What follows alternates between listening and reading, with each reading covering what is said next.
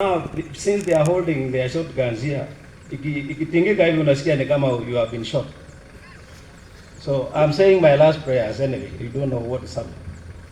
And tukafika mahali kuna msitu na kuna stinging nettles. In Kikuyu we call it nafai. I don't know whether that's the right one. Yes. So when we reached there, one of them asked, hapa ni sawa? Akasema hapana. That the other one said no. Tukaenda kidogo, wanaingia kwa msitu. Na hapa hapana. Then they turned the vehicle. Came passed through some rough road towards Naivasha. Somewhere in the some forest, I sijui wapi. Maybe the guy from Rari can tell me which road.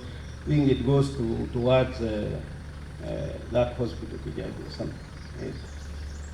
And they got they stopped at some forest, and then hata mmoja alitoka hapo.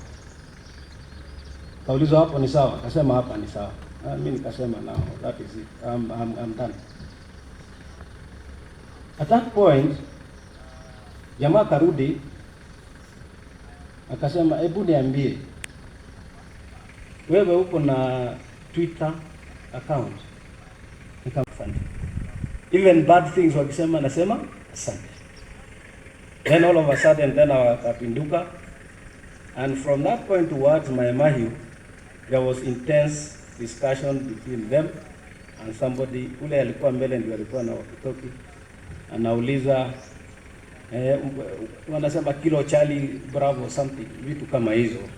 I know it's some coded word, and mostly is used by police. Now having been a chair of security, I know that, and maybe other people they use. But now I'm convinced that hizi magari hazina namba, watu wako na guns, wamejihud na wanaongea kilo Charlie, and I saw what happened to the agency. Then I knew I was obviously with those kind of people who are molesting peace-loving Kenyans just to stifle democracy. And so they took off talking very coded, extremely coded language. Na wakaja towards Nairobi, branched off. In fact, kuna mahali walipitia wrong side pale ndio waingie Southern Bypass. And they got into Southern Bypass. They started driving slowly. There was a conversation that was intense with the coded words.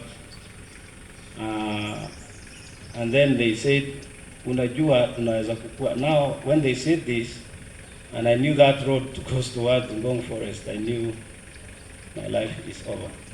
Nikasema ndio, but hakuna kitu kibaya.